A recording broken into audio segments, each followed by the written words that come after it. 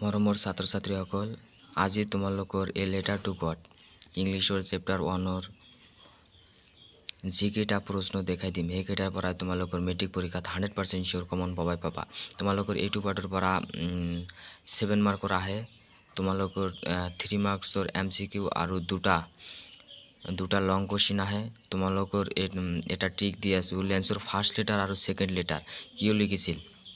তোমালোকে এই দুটা পঢ়িলে তোমালোকে এটা 100% 2 মাৰ্কৰ চিয়ৰ কমন পাবা। তোমালোকৰ এইটো মোষ্ট ইম্পৰ্টেণ্ট কোশ্চিন। তাৰপিছত তোমালোকে 3 নং পৃষ্ঠাৰ পৰা চাবা কেৰেষ্ট মিনিংটো চাবা। ইয়াৰ পিছত তোমালোকৰ কাৰণে দেখিছা টিক মাৰ্ক দি থৈছো, এইটো চাবা। ইয়াৰ পিছত তোমালোকে 5 নং পৃষ্ঠাৰ 2 আৰু 4 নং কোশ্চিনটো চাবা। মোষ্ট ইম্পৰ্টেণ্ট 4 নং কোশ্চিনটো মোষ্ট ইম্পৰ্টেণ্ট, তোমালোকে এইটো চাবা।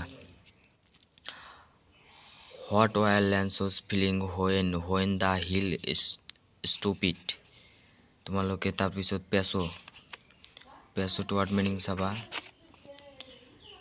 ইয়াৰ পিছত তোমালোকৰ 6 নং পৃষ্ঠাৰ পৰা চাবা 1 নং কোশ্চিনটো আৰু 2 নং কোশ্চিনটো, এইটো দিলে MCQ দিব। তোমালোকৰ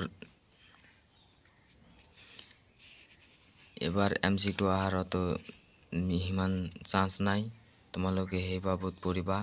ইয়াৰ পিছত তোমালোকে 2 নং কোশ্চিনটো চাবা, 7 নং পৃষ্ঠাৰ 2 নং কোশ্চিনটো চাবা। What made him angry. তাৰপিছত 7 নং পৃষ্ঠাৰ টেকিং এবাউট দ্য টেক্সটৰ পৰা চাবা তোমালোকে 2 নং আৰু 3 নং কোশ্চিনটো, 2 নং আৰু 3 নং কোশ্চিনটো চাবা।